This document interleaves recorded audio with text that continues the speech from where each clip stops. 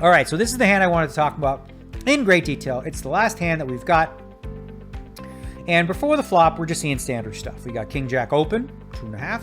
And then you got Fedor raising with the King Queen. And the King Jack is going to call. Once in a blue moon, if you want to do it at a very low frequency, you can 4-bet King Jack. But flatting is normal.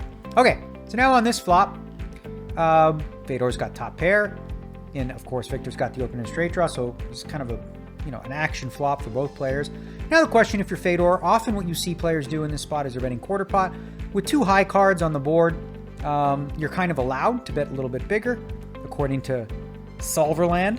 So Fedor does. Fedor's going to bet, I think, like 2/3 pot or so.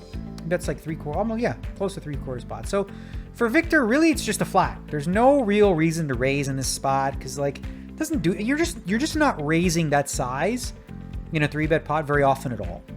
Okay, you're just not doing it.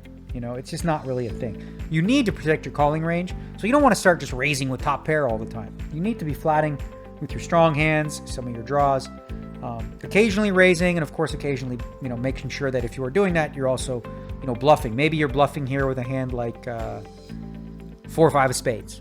Perfect example of a hand that just completely whiffed, and you're like, YOLO, let's see if we can roll off a runner. All right, so he's just going to flat. And now the turn card is the gin card for Victor. And this is where things get really interesting. Okay, so Fedor checks this turn card, okay? This is important. So when you 3-bet and you've bet this flop, that 9 smashes your opponent's range against the big bet, right? So you're pretty, I wouldn't say range check because you can bet, but you're going to check that card a lot. You should be checking a lot when that 9 comes because it's a danger card. You still got over 110 or so big blinds, so you're pretty deep, and you've got a nice hand with top pair king kicker. But, there's a lot of hands that have you beat right now. So Fedor checks, which I like. And now this is where things get really interesting here. Okay, wow. Okay, so why would somebody do that, right? Well, here's the thing. If you're the kind of player that in this spot always bets King Jack or really, really strong hands and doesn't bet when you don't, you become naked on the river. Right? So this random 5 on the river, if you're that kind of player, and I know that you always bet straights, 2 pairs, or really good hands, guess what I get to do on the river? I get to bet 2x pot if I want. I can just jam it in your face, and you can't call because your range is dog poop, right? So what Victor is doing is he's protecting his checking range here on the turn, and in making his range on the river much stronger. He's coming prepared for battle on this river card, right? Now, of course, you generally want to get value for your hand, so this isn't something you do all the time, but it's important to have some balance where maybe whether it's between 5 to 20% of the time, you want to slow play some of these hands even 1 card further. Not worry about, club might come, my action might get killed. There is some value in having some traps in your range for these kind of situations against good players. Like, for example, against a player like Doug Polk, I was doing this, set it up quite early, and he stopped, doing it. I was setting him up a decent amount with some turn checks, with the intention of appearing like I have a weaker range, which, you would, think like a guy can bluff bigger or even value bet really big into the nuts.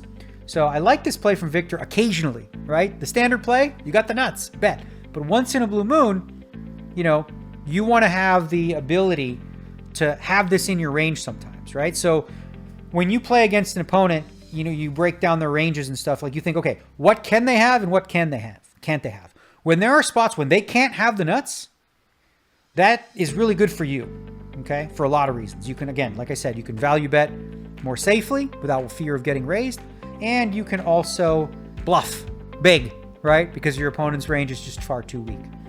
So here we're going to see now Fedor after this check back on the turn.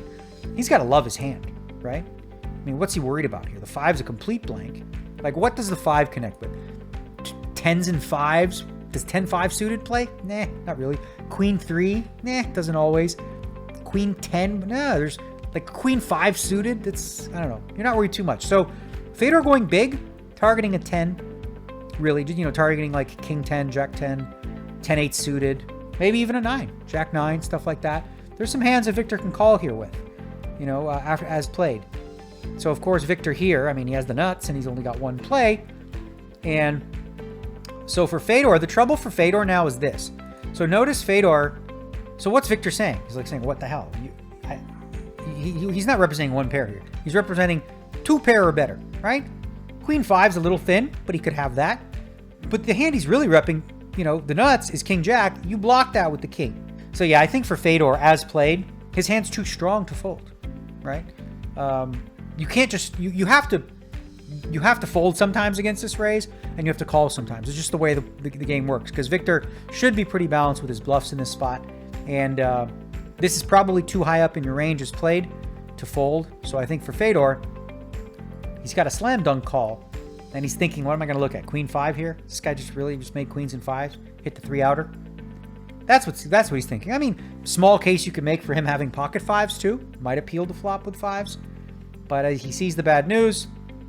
Fedor loses the pot. But the real lesson there is that, right?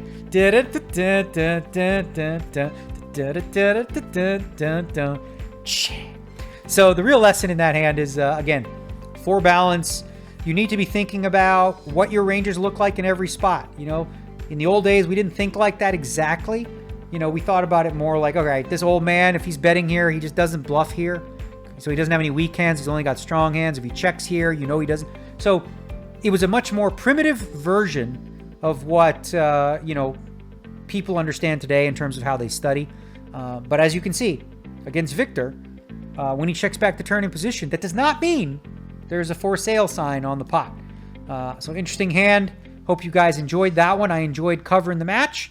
Hope to get back in the ring myself pretty soon. Heads Up Poker, it's back.